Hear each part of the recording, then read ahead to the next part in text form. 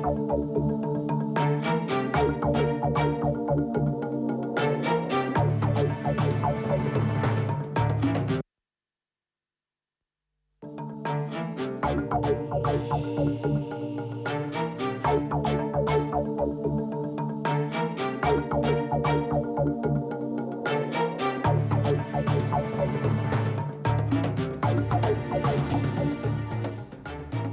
the show today, we discuss breast cancer awareness in light of Breast Cancer Awareness Month, and we chat to 2 cancer survivors. Hello and welcome to Health Issues, the program that deals with health and environmental matters on the African continent. I'm your host, Nao Motoun. You're watching Health Issues. October is Breast Cancer Awareness Month, and Health Issues takes a look at what breast cancer is and what places you at risk. Breast cancer is a malignant growth that begins in the tissues of the breast. Over the course of a lifetime, 1 in 8 women will be diagnosed with breast cancer. There are several different types of breast cancer. Ductal carcinoma begins in the cells lining the ducts that bring milk to the nipple and accounts for more than 3/4 of breast cancer. As with most cancers, age is a significant factor. In fact, 77% of new cases and 84% of breast cancer deaths occur in women aged 50 and older. More than 80% of breast cancer cases occur in women over 50. Less than 1% of breast cancers occur in men. The risk of breast cancer is clearly related to hormonal influences, but how these affect the disease, and particularly types of the disease, is not yet clear. Some of the risk factors include genetic factors and a family history, early menstruation or late menopause, oral contraceptives, hormone replacement therapy, physical characteristics, alcohol and smoking. Many risk factors cannot be controlled. Some experts in the field of diet and cancer agree that changes in diet and lifestyle may reduce the incidence of cancer generally. Any worrisome breast changes should be confirmed and investigated by a medical professional. After getting as much information as possible about the symptom and any risk factors, the physician performs a physical examination, including both breasts, armpits, and the area of the neck and chest. With us in studio to speak about breast cancer and the Moments in Time project is the creator and founder of Moments in Time, Professor Matt House. Welcome to Health Issues. Thanks for joining us, Professor House. Thank you, Nia. Breast cancer, can we look to the causes, both whether genetic or multifactorial, lifestyle linked, as mentioned in the insert? What causes it? Yeah, the insert did summarize it. I mean, it's a multifactorial disease, and the most common are genetic mutations that occur depending on your inheritance from your father and your mother. And then, of course, the hormonal causes. The more breast cancer feeds on estrogen, and the earlier you have your menarche or the beginning of your estrogenic phase of your reproductive period, or the later it goes on for, obviously, the longer you are exposed to estrogen. And, you know, things like the use of the estrogen pills. And today we know that one of the big advances in treatment of breast cancer, of course, is the fact that we can control the environment and the estrogen levels by anti-estrogen medication, not only chemotherapy. So we have made a lot of advances in that. And of course, the risk, you have a 1 in 8 chance of getting breast cancer if you're a woman. So being a woman has its disadvantages. Yeah. Whereas male breast cancer is less than 1%. So, you know, being a woman and has its disadvantages. And of course, the younger you are that you breastfeed, and there are lots of factors related to estrogen levels and estrogen fluxes. And then, of course, genetically, you can't always choose your mother and your father, you know. And if you've got a very close relative, or you're a first-degree relative, or a mom, or a sister, or a brother that has breast cancer, your risks are far, far higher.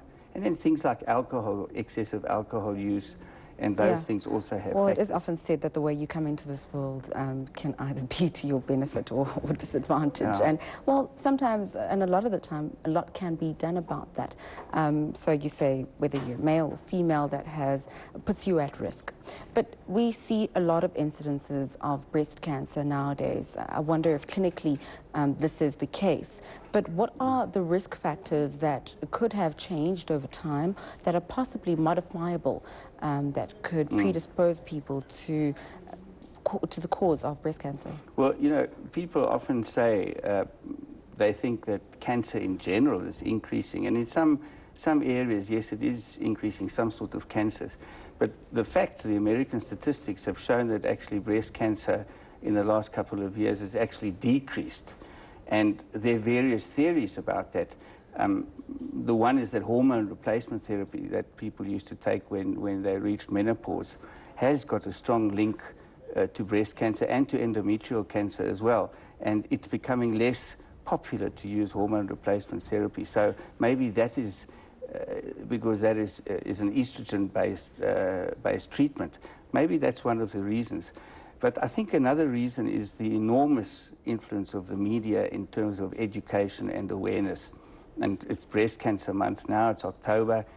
All over the world, people are being made very aware of breast cancer. So the mammographies, the screening tests that we have for breast cancer, ultrasounds and regular checkups for women, particularly those who are on the pill and those who are smoking, and those kind of risk factors are becoming so well entrenched into the psyche of society that in fact, even if the breast cancer is discovered, it's discovered very early.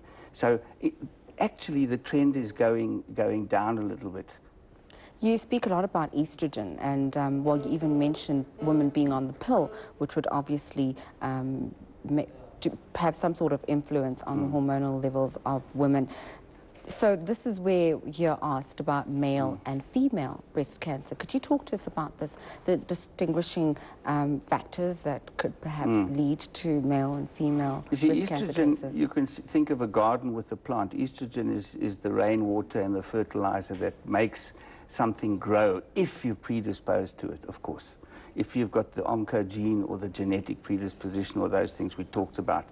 Now, women have a far higher level. It's the female, it's what makes a woman, estrogen, whereas men have androgens. Now, up till the time a woman reaches menopause, she's packed full of estrogen, if you like, whereas the men are mainly dominant with androgens. So they have a far less chance of having the tumor exposed to the growth factor estrogen. But when women become postmenopausal, then the adrenal glands start producing it on their own through a complicated set, and they turn androgens into estrogens. And that's why we have a class of drugs called aromatase inhibitors that stops that. And men are in that sort of a less important category, because that is how they are exposed to estrogens, not because they naturally carry estrogens in terms of their genetic makeup. So now you're the founder and creator of what is called Moments in Time. Could you tell us about this and how the idea came about? Well, I'm sort of I'm a research scientist and a medical person, but I'm also very interested in philosophy and the arts and writing poetry and music. And for lots of different reasons, one day about 10 years ago, someone triggered something off in my head and said, you know, what is it about cancer patients that make them so strong? Not only breast cancer, but why is it that they seem to have transformed their spirit and become very powerful people? They don't sweat the small stuff. And I started thinking about that. And one of my favorite existential philosophers was Viktor Frankl. And he said in his book, Man's Search for Meaning, everything can be taken away from you, but one thing is man's final freedom to choose his attitude under any given set of circumstances. And I was reading this philosophy, and I was also working with some fashion photographers, and we decided to examine this and drill down. Why is it that people who confront their mortality seem to develop such enormous strength and personal power? Why do they unleash their personal power? And we turned all this with poetry and philosophy and photography into the Moments in Time calendar. And it's grown and grown and grown until it's now become such a well-branded icon to reflect what I call the fruits of the human spirit, the power that can be unleashed when one confronts something and knows that one's attitude is one's own choice. Sounds truly interesting. Man's final freedom to choose his attitude at any moment in time. Professor House, thanks for joining us. Thank you. After the break, we continue our discussion on breast cancer. We're joined by Tanya Liu, a breast cancer survivor. Don't go away. This is SABC News International. Lights, camera, and the theatre. Is that why you come home every night smelling of alcohol? Movies. It's time for me to grow up. And I'm gonna have to ask you to leave my house. Because I want my husband. I want my husband back. And I want to fight for my marriage. Because, Mama, I don't want to end up like you. Art. When I grow up, what I want to do is dance. Interviews. Tell me, what do you think? Are designers born or are they made? Designers actually very, very tricky one to that one. Designers, you cannot make them, you are born. And music. Get a front row seat to all your latest showbiz news every Saturday at 7:30 p.m. on SABC News International. You're watching Up to the Minute SABC News International.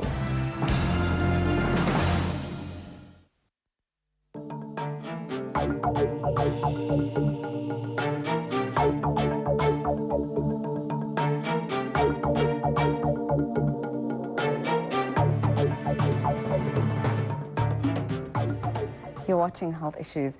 Tanya is truly an inspiration with a magnetic personality and an amazing will to live, with a determination to rise above all of life's challenges, letting her strength of character shine through. She now joins us to talk about her experience with breast cancer. She's a breast cancer survivor. Welcome to Health Issues, Tanya. Hi, thanks, Neil, for having me. Tanya, how long have you had breast cancer, or how long have you known that you've had breast cancer, and when did you first suspect that you had something wrong? I was diagnosed with breast cancer in 2007, which was about 5 weeks after having a baby. And like all mothers when breastfeeding, you have people normally think you have a blocked milk duct. And that was the case with me. I just thought it was a blocked duct, and I had it examined and found out that it was actually not just a blocked duct, but it was actually a cancer tumor. So this is 5 weeks after having a baby? Yes. How did this affect your life at that particular stage? You know, you can never be prepared for such shock. And, you know, I've got 2 other children, and at the time it was truly a shock. And, you know, the reactions are so overwhelming that you don't even know what to do. But having a good support base and people around you really, really helps. Had you ever previously to this particular incident considered having a breast examination?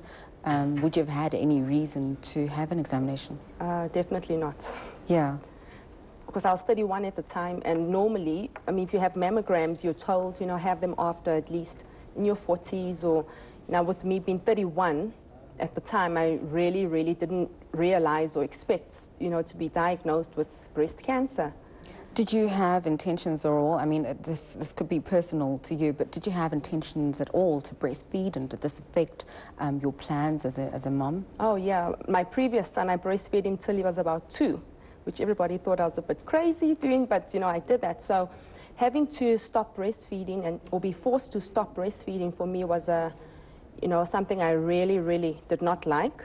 Yeah. If the reason was, if I had the choice to stop breastfeeding on my own, would have been fine. But having to be forced to actually stop breastfeeding was, for me, it was something that I really, really could not come to terms with. So now you were told that there was this tumor.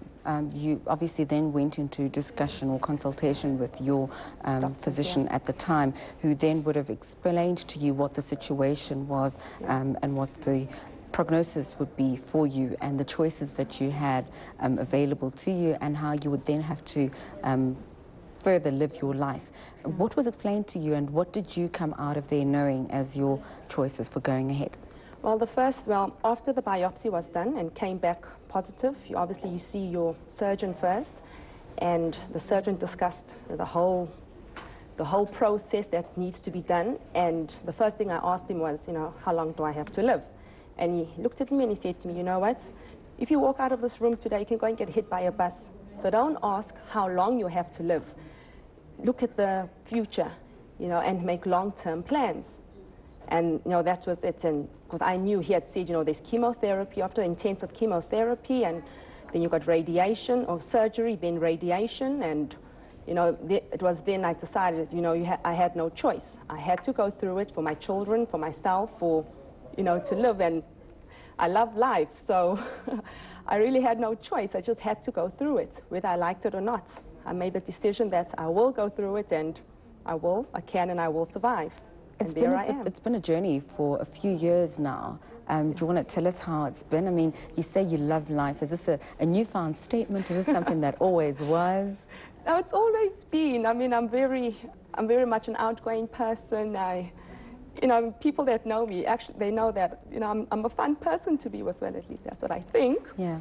But the whole journey for me also was very positive. It was a very positive journey. When I was diagnosed, my tumor was 5.5 centimeters, the size of a golf ball. And I had intense chemotherapy. I had 4 cycles, and by the end of my 4th cycle, the tumor had disappeared completely. And after that, I went for surgery, because you've got to still clean out the whole space, or whatever the doctors, they know. And from there, I had 8.5 weeks of radiation and came out with a clean bill of health. Successful treatment. Yeah. Yeah, that sounds great. Your advice to other women out there, and what's given you the strength to be so positive with your battle with cancer? Well, for other women out there, if you find a lump, find a tumor, straight away, go and get it seen to, go and get advice, go get a mammogram done, get a scan done, regardless of your age. I mean, I've actually learned that breast cancer, I thought 31 was very young, but I've actually learned that people younger than 31 have been diagnosed with breast cancer.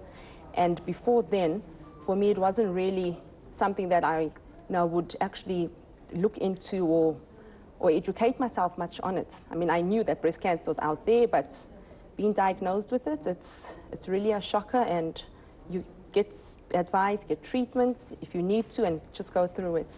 Now, we discussed just before the break a particular project that you probably know about. It's called Moments in Time. Yeah. Apart from the project, that particular phrase means something on its own, significantly, about particular moments in time in your life. Do you still ask the question, how long do I have to live? Or, does that not particularly play such a huge role anymore? No. I don't look at how long. I look at life each day as it comes. I take it each day as it comes, and I live each day to the fullest. Okay. Tanya, thanks for joining us here at Health Issues today. Thanks, and thanks for having me. We continue our discussion after the break. You want to find out more about male cancer as well. Stay with us. You're watching Up to the Minute SABC News International.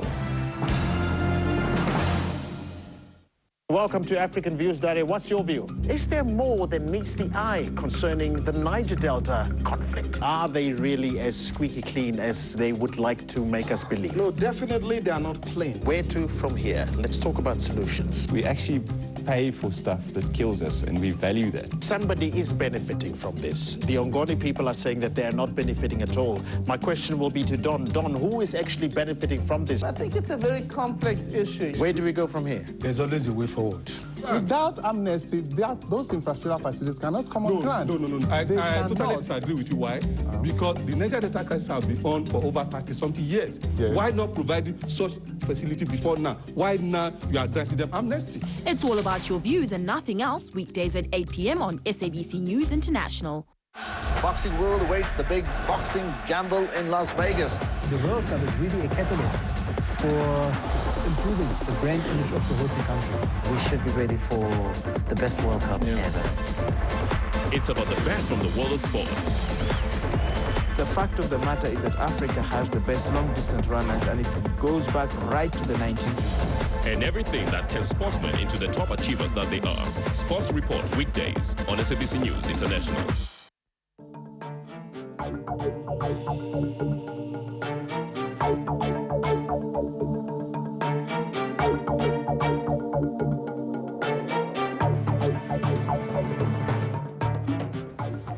You're watching Health Issues. We've been in discussion about breast cancer earlier on. I was chatting to Tanya Liu. Now joining me in studio is John Kirtland, who's a male breast cancer survivor. Welcome to Health Issues, John. Nice Thanks for joining us. Nice to be here, thank you. Yeah. A male breast cancer survivor. When does this term come about? When is a person called a survivor? Well, I guess that if you've survived the operation, the chemotherapy and the radiotherapy, you're surviving. To get that far is quite a challenge in itself. Yeah. The initial sort of diagnosis, to realize that you've got the cancer in the first place, the process that you go through prior to getting to the chemo and the treatment, the operation and everything else, quite traumatic. So what has the time span of all of those procedures been? Have you had all of that within your treatment? When did you first find out that you had breast cancer? On the 16th of this month, October, I was diagnosed with breast cancer. So from the 16th of October until the 16th of July, I was under treatment. Which year was this? That was 2008. Right. So until July of this year, I completed my treatment on the 16th of July. And hopefully I'm in remission. I go for my first test on the, well, in fact, next week I must go for my first tests, and hopefully it'll come back clear. Hopefully. What was your initial reaction to the diagnosis? I mean, how did it come about that you would be diagnosed with breast cancer? Well, how it started, and I think is quite important, that my right nipple was inverted. It had been like it for years and never paid much attention to it. And the last thing you think that it's going to be breast cancer. This particular weekend, I came out of the shower and my right nipple was discolored and inverted, and it was also, the breast area was swollen. And it just so happened that my daughter walked into the house, who's a homeopathic doctor, and she took a look at this and said, "Dad, this is serious." And within a couple of hours, I was taken down. I had sonar treatment, x-rays, bone and breast for the mammogram, which was quite an adventure and a lot of fun amongst all the ladies trying to give me a mammogram. But as a result of that, I was diagnosed with stage 2 breast cancer, and that was it. That was the beginning of an incredible journey. And what would that mean, stage 2 breast cancer? As I understand it, the tumour was over 3.5 centimetres. I stand to be corrected. Professor House would probably be able to tell you more about that. Yeah. But it was, as I understand it, it was quite aggressive and in sort of an advanced stage. So what gave you the strength to battle with this diagnosis and knowing that you'll have to undergo all this treatment, and your family's reaction as well? How did you handle that? Well, the family were tremendous support. I've just got to do what I've got to do. I'm very fatalistic as far as that's concerned. I've got it, it's a damn nuisance, let's get rid of it and get on with our lives. And this has pretty much been my attitude. It has been a long and a bit of a dark journey at separate stages, but had it not been for the family support, the children, and of course the moments in time that I got involved with set me off on a tremendous adventure. Yes, it's been a bit of a difficult journey, but something that had to be done. Could you tell us about a few of those moments that were one of the darkest moments, perhaps with some of your treatment, or I think, or just battling through it on a day-to-day basis? Treatment, the protocol for me was 4 sessions of chemotherapy. Then I went in for a mastectomy, and then there was 4 more chemotherapy. Then I had 30 sessions of radiotherapy. at no stage can I say that I felt really ill. There were stages when I was certainly very disorientated, which was normally a few days after I'd had the chemotherapy. But for most of the time, I was in quite good health. You hear all the stories, everybody tells you all these horrible stories. I'm sure some of them are very true, but in my case, I think I've been very fortunate. I got away with it. And I think that you have to be very much upfront and admit and you've just got to embrace what you have. You've got to get on. You've got to live with it. And I think importantly for those males out there that think that they don't get breast cancer, ladies, look out. You don't have exclusivity to it anymore. We get it, and we get the tamoxifen that goes with it as well. So, yeah. Quite an experience. You say that Moments in Time set you off on an adventure. Tell us about your experience with Moments in Time and what this has done for you. Well, this is quite amazing. I was driving home from work one day, and on the radio I heard that they were looking for candidates who would like to give something back, or give a little back to the Cancers Association. And the internet address, or whatever, the website address, just stuck in my mind. And when I got home, I went onto it, took a picture of myself, which was bald, about the ugliest I think I've ever been, and I sent it off, and Matt obviously thought I was a pretty good looking guy, and I got nominated to get involved with the calendar. We ended up, we were at Hearty Beersport Dam, where we did a shoot, which was quite fun. We were all up at sort of 4:30 in the morning on the banks of the Uxkay River, me half naked in the freezing cold, everybody else sitting with duffel coats and hot cups of coffee while they took pictures of me, and it was a great adventure. Matt knows very much, Professor House knows very much what he wants, and he's got a wonderful team that support him. So it's about having this calendar and inspiring people to enjoy that particular moment in time. Your advice to other men, I mean, you've said your bit to ladies out there. I think for the men involved, or likely to be, you have to be aware that you can get breast cancer. If you feel that there's something untoward with regards to your breast, if you're in the shower, you're washing, you feel a lump, go and get something done about it. Go and ask some questions. It might just save your life. It might just save your life. Thank you so much for joining us, John. Right, thank you very much. Loud and clear. And that's all from us at Health Issues today. For any suggestions, email us at health_issues@sabc.co.za. Join us again next time for more health issues from the African continent. From myself and the team, goodbye.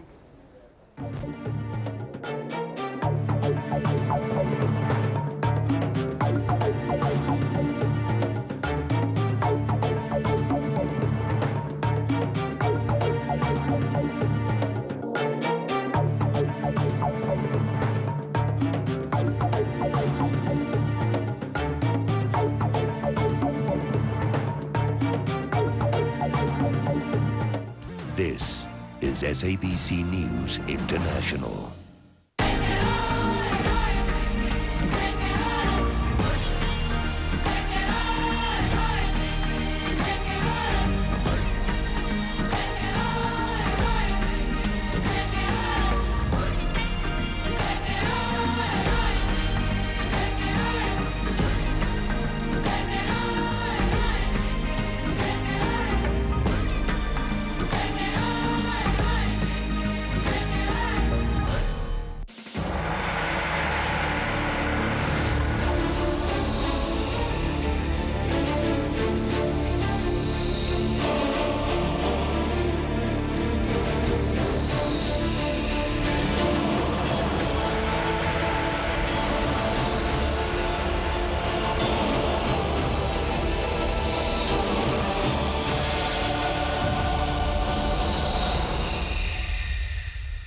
Welcome to African Views, Daria. What's your view? Is there more than meets the eye concerning the Niger Delta conflict? Are they really as squeaky clean as they would like to make us believe? No, definitely they are not clean. Where to from here? Let's talk about solutions. We actually pay for stuff that kills us, and we value that. Somebody is benefiting from this. The Ngoni people are saying that they are not benefiting at all. My question will be to Don. Don, who is actually benefiting from this? I think it's a very complex issue. Where do we go from here? There's always a way forward. Without amnesty, those infrastructural facilities cannot come on ground. No. I totally disagree with you. Why? Because the Niger Delta crisis has been on for over 30-something years. Yes. Why not providing such facility before now? Why now you are granting them amnesty? It's all about your views and nothing else, weekdays at 8 p.m. on SABC News International. Boxing world awaits the big boxing gamble in Las Vegas. The World Cup is really a catalyst for improving the brand image of the hosting country. We should be ready for the best World Cup ever. It's about the best from the world of sport. The fact of the matter is that Africa has the best long-distance runners, and it goes back right to the 1950s. And everything that turns sportsmen into the top achievers that they are. Sports Report weekdays on SABC News International. This is SABC News International.